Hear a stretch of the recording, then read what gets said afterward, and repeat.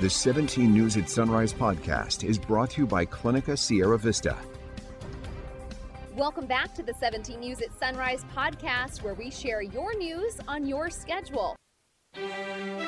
Working in the spirit of the Golden Empire, this is 17 News at Sunrise. Good morning here at 5 a.m. Good to have you with us as we start off this Thursday. I'm Maddie Jansen alongside Alex Fisher. Furious parents are voicing their strong opposition this morning to the governor's student vaccine mandate. At one local district, some parents say they're planning to take action. We need to stand up against mandates. If we don't, what's going to happen next? Several parents spoke in opposition to the mandate at last night's Norris School Board meeting. As we've been reporting, the governor wants to add the COVID-19 vaccine to the list of vaccines already required for children K through 12 to attend either public or private school here in California. That is, once the vaccine gains final FDA approval. Some parents are imploring the school board to take a stand against it. I suggest the Norris School Board team up with other local school boards in the county to form a larger voice against these actions. I haven't heard anybody come up with that idea. I believe more school districts and more parent opposition, we would be better heard at the state level.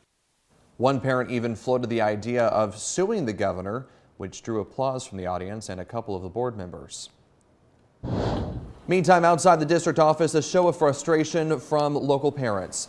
Anti-mandate families left a long line of empty shoes representing the children who will not be going to school if there's a COVID vaccine mandate in place. They say they're not anti-vaccine, they just want a choice. We see shoes here in an effort to wake up the district to let them know how many teachers they could potentially lose who would, quote, walk.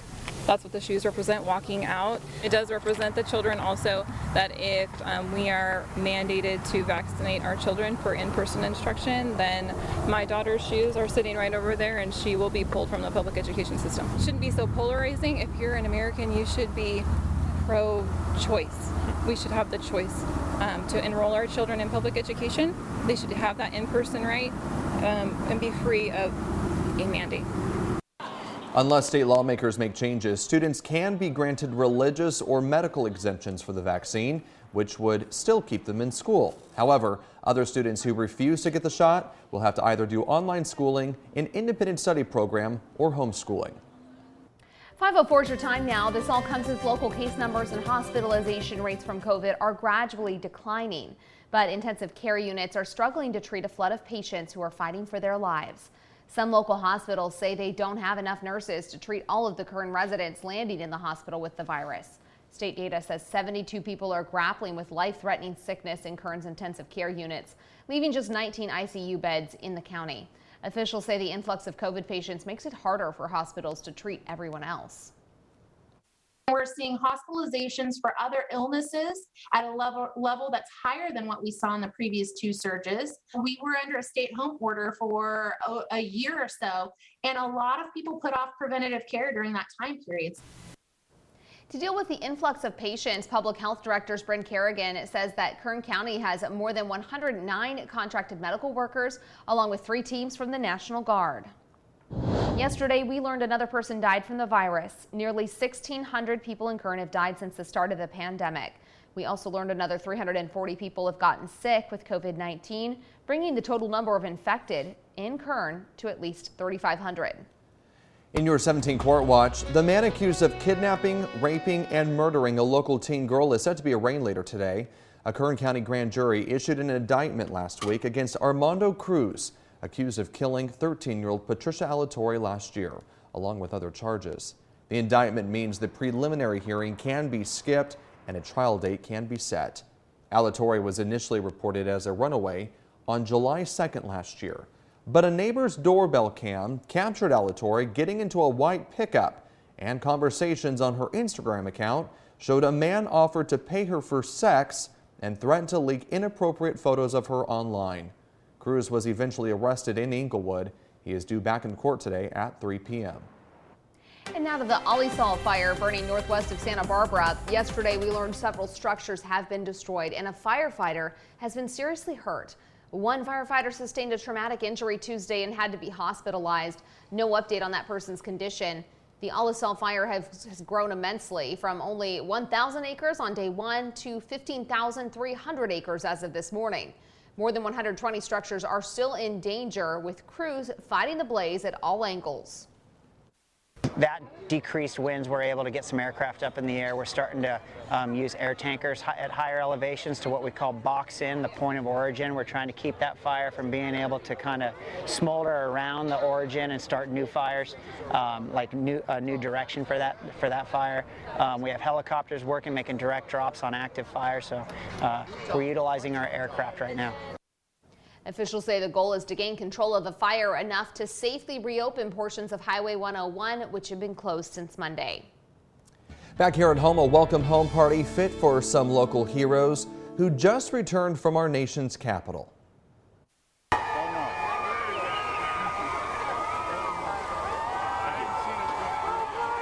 Veterans on board the 43rd Honor Flight Kern County touched down at Meadows Field Airport last night, and then they went to North High, where they got this welcome home many did not get when they returned from serving.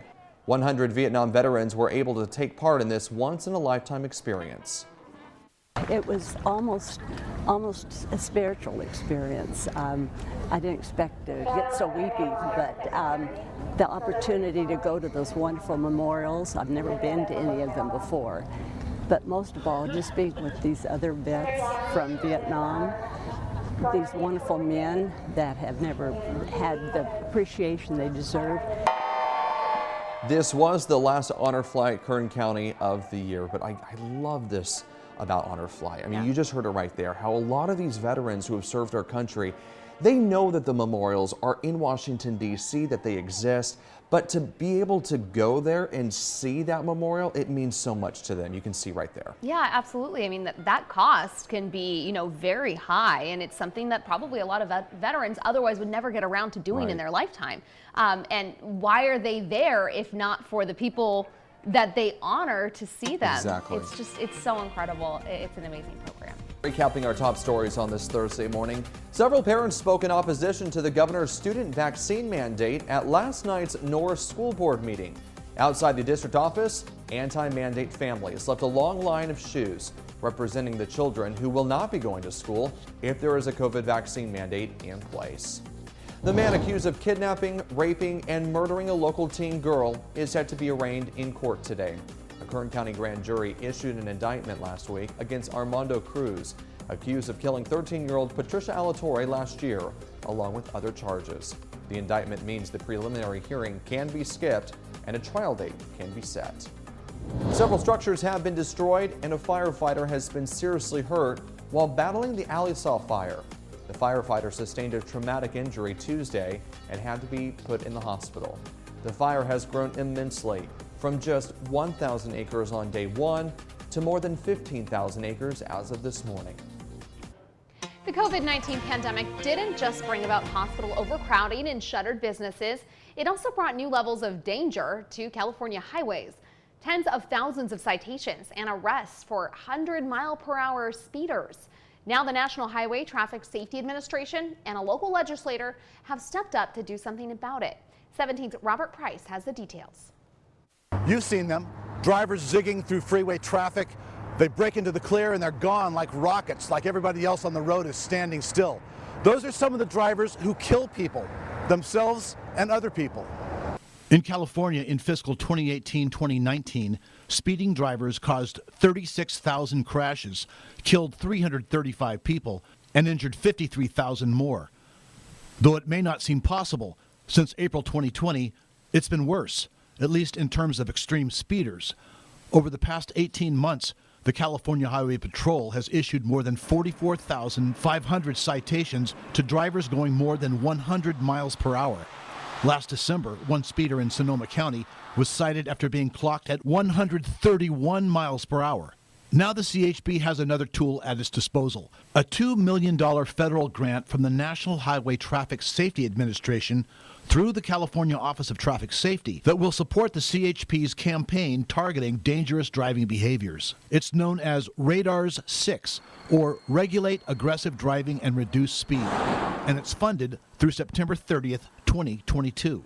This is Kern County CHP spokesman Robert Rodriguez. Clearly, when the pandemic first started, there were fewer drivers out there on the roadway, so a lot of motorists took advantage of that and drove more recklessly and at greater speeds. But now that things have reopened and there's more commuters out there on the roadways, we're still seeing that increased amount of speed. Moreover, there's even more aggressive drivers out there as well. The federal grant will fund a campaign targeting speeding motorists and aggressive driving behaviors, including street racing and so-called sideshows, which have long been issues in Bakersfield, not just on state highways, but on city streets as well. And speaking of sideshows, another new tool in the safe driving toolbox. Last week, Governor Gavin Newsom signed into law Assemblyman Vince Fong's AB 3, which further cracks down on illegal street racing by allowing courts to issue driver license suspensions for exhibition of speed convictions, such as burning rubber, revving engines, and other stunts, collectively known as sideshows, that often lead to street racing. The federally funded pushback against extreme speeders isn't confined to California. The grant funds highway patrol offices in 11 other states: Arizona, Colorado, Idaho, Montana, North Dakota, Nevada, Oregon, South Dakota, Utah, Washington, and Wyoming. All states that have seen a big uptick in extreme speeding during this pandemic. So if you've ever felt endangered by reckless speeders, this is good news.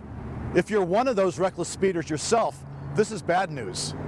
South of Bakersfield on Highway 99, Robert Price, 17 News. County supervisors are set to discuss a proposed ordinance that would create legal ramifications for homeless people taking up space on public property.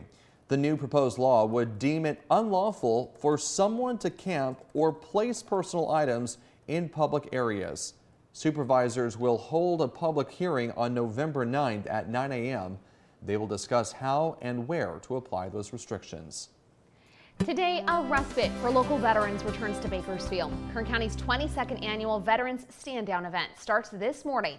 17's Chris Burton is live at Stramler Park this morning with more on what to expect if you come out this morning. Chris?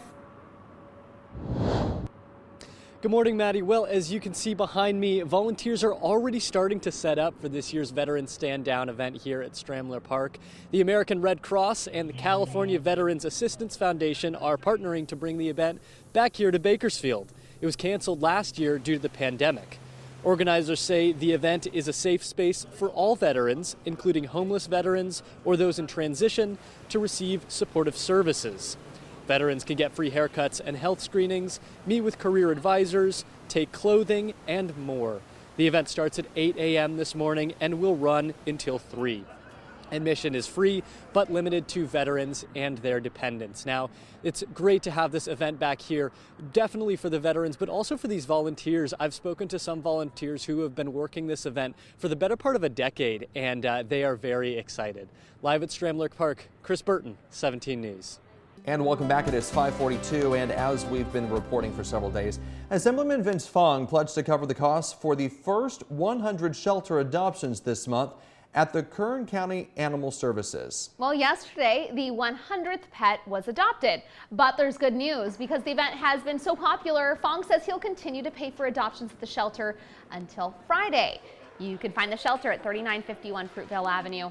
They're open today from 10 a.m. to 4 p.m. All right, so just today and tomorrow. My sister-in-law works in his office, and I have been bombarded, maybe that's a strong word, with pictures of dogs. They were like, you could take this one home, you could take this one home. Yeah, because your sister-in-law knows that Eli is probably still wanting another dog, right? Oh gosh, yes, and they just want to break my heart, apparently. I would take all the dogs home. I think we all would if we could, right? I mean, it would just be so great to see these shelters empty. And in your health watch this morning, it may not seem like much, but it could mean living a longer and healthier life. The FDA is out with new guidelines aimed at slashing the amount of salt Americans eat each day. NBC's Hallie Jackson has more.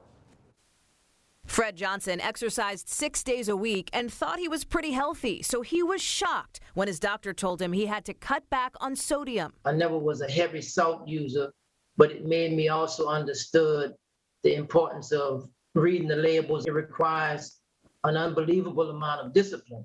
To make it easier, the FDA out with new recommendations tonight to slash salt in what you buy at the grocery store or eat at restaurants, hoping to cut sodium consumption by 12%. Dietary Guidelines suggest Americans should eat about 2,300 milligrams of sodium a day, but right now, the average person eats more like 3,400. The FDA's new guidelines for processed, packaged, and prepared foods hopes to lower that number to 3,000 milligrams. That means that the average person in the United States would be eating about 60 teaspoons less of salt every year. The FDA says lowering sodium gradually will help people's taste buds adjust. With doctors unanimous, less salt means less hypertension and less heart disease. The move by the FDA is a great leap forward. In public health, we believe in prevention. The new recommendations covering more than 160 categories, from dairy to bread to baby food, and they've been in the works for years. Why did this take so long? Well, it has been a long time coming, but we're here now, and it's a good day. You could argue the FDA is actually behind the curve. We put out a guidance in 2016, and we got many comments. Then COVID came along, but we are getting it out now. The guidance voluntary, but some experts say this new federal push makes it more likely big manufacturers will get on board. Hallie Jackson, NBC News, Washington.